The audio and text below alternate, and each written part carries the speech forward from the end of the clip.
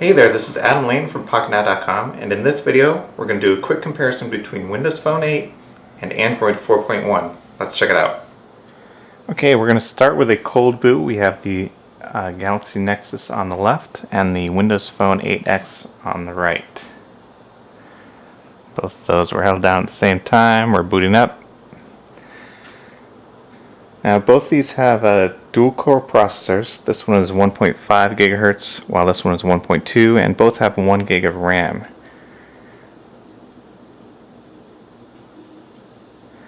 So here we go, booting up. It's taking a little bit of a little while here, and we're waiting.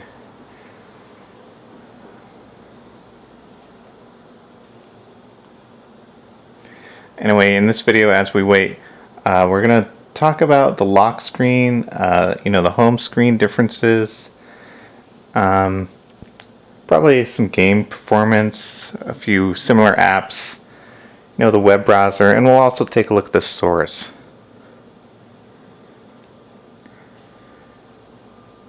I think the Nexus may have frozen, because it really shouldn't be taking that long, so I'm going to cut the video and pull the battery out. Okay, it took a few reboots, but we got Android 4.1 running on the Galaxy Nexus, and here we are at the lock screens. Now you see over here I have a CNN app that's loading a picture and a news headline. Down here we have the calendar, the day and the time, and we have little notifications of emails or Facebook, whatnot. And over here we have a little lock icon, the time, the day, and you have little notifications up here too about emails and Facebook and everything that might be going on. So let's see how customizable these are. So here we are in the lock screen settings on both Android 4.1 and Windows Phone 8, and you see we have all these options for what kind of lock you're going to have on your lock screen. So you can do a pattern unlock, you can do face recognition, you can do PIN, password, and over here we can turn password on and then just choose a numeric password.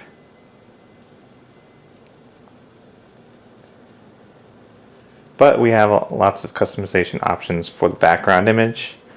Third-party apps appear here, and each app has its own little options sometimes. We have show artists while playing on the lock screen, and we can choose what kind of information appears there as well.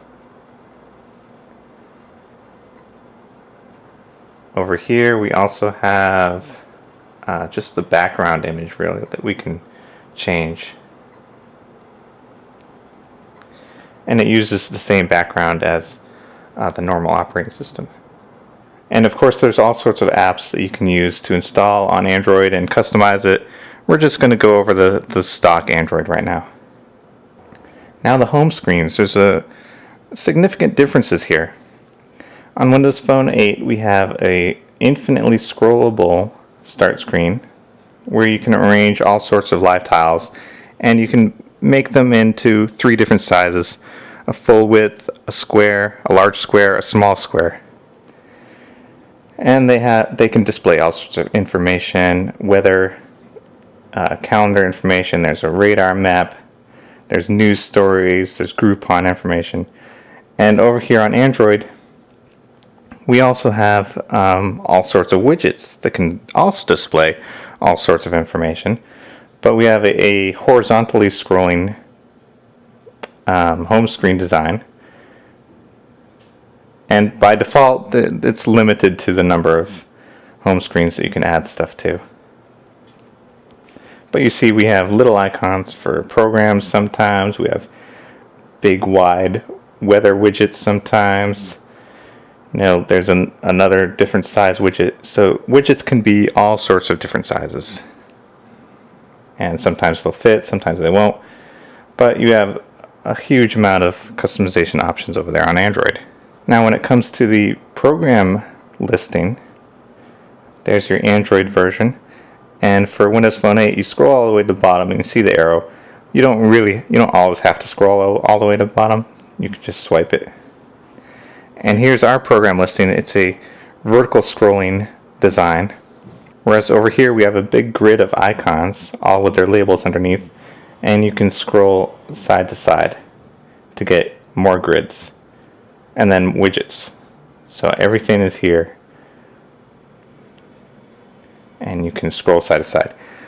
The advantage of a vertically scrolling design is that, say I'm holding it with one hand, I don't have to move my finger that much to get to something else.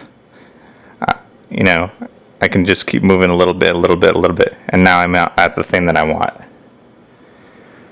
Whereas over here, I really have to, if I swipe it like that, and I want this one up there, I really have to reach way up there with my finger. It's a lot of hand movement. It gets kind of difficult sometimes. Okay, so now let's look at the performance of a few similar apps. So here I have CNN showing up here and CNN there, and let's just try to do it at the same time. And they both started pretty quickly, but it looks like the Windows Phone has loaded everything a little bit faster. And you see the difference in design, of course. That's loading. This is already done. Alright, let's try another one. How about Facebook? Let's get to that one. Ready? Both of those at the same time. Now, this is a very internet intensive app, and we see Windows Phone seems to have gotten up a little quicker.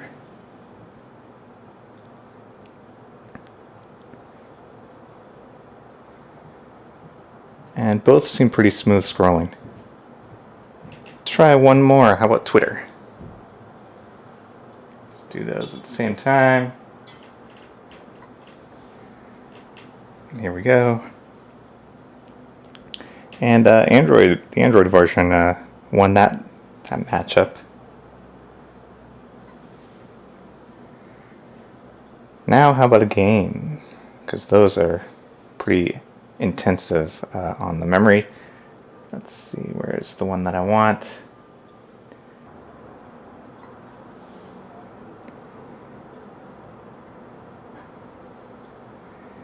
Here we go. Both are loading. This is going to do Facebook. Don't want that. And the Android version looks to be in the lead.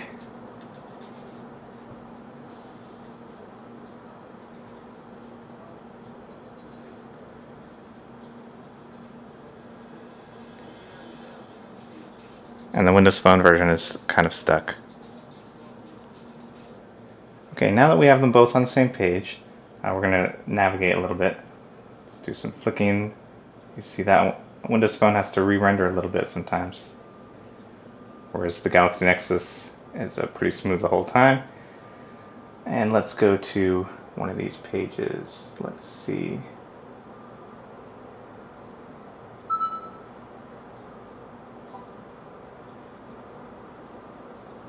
Both at the same time. Windows Phone starts quicker, and for some reason this one went to the mobile site, but we're loading more over here. Let's see if you can get rid of these ads. Alright, now let's try a video. Let me zoom in a little bit. Okay, ready? Hey there, this is Adam Lane from ParkNow.com. In this video, we're going to do a quick comparison. And it looks like Windows Phone went faster. Okay, lastly, let's just compare the stores and see what's in there. So let's go to the Play Store. We'll just launch them at the same time, see what happens. This one came up right away. Nice animation where we saw a loading screen over here.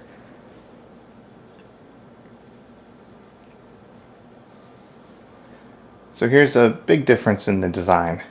We have something featured up here at the top. We have different categories: apps, music, magazines, movies and TV, books. Over here we don't have as many categories. We just have apps, games, music, and podcasts. There's no movies and TV, there's no magazines, there's no books. And we have a very different design. Here's a featured app very landscape style layout. So let's go to apps over here. And again, big grid, some ads. And there's a bunch of different apps there. Of course, Android has many, many more thousands of apps. But over here on Windows Phone, we have some interesting features. There's your Spotlight. This is a good one, Picks for You, where it chooses apps that you might like based on what your friends like and what is popular. So you can see some of my friends like that one. And we also have that over here, Recommended for You. So Android's Recommended for You is based on Google Plus and also what's popular and what you may have downloaded before.